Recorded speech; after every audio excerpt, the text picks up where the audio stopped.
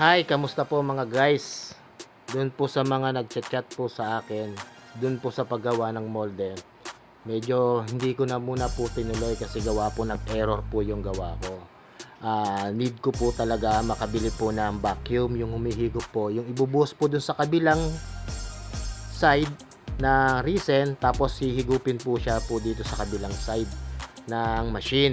Para sa ganon, wala po siyang mga hangin kasi yung ginawa ko po error po, may mga bula po siya at dun po sa mga gilid yung suksukan hindi ko po na pulido po yung paggagawa, pero doon sa mga tornilyo kayang gawa naman po yung paraan.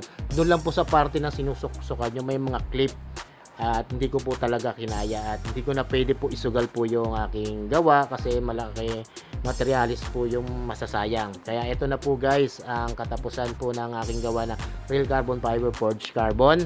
Pasensya na po doon sa mga abang, pero sa susunod po at pag gumawa po ako, ibabahagi ko po sa inyo pag nakabili na po ako ng machine. Doon po sa mga panel lang po ng mga wala na pong suksukan.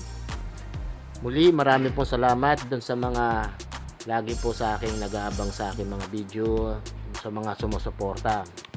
Muli maraming pong salamat at pasensya na po doon sa mga umaasa po na makakagawa po ako ng forged carbon na manggagaling po sa molde.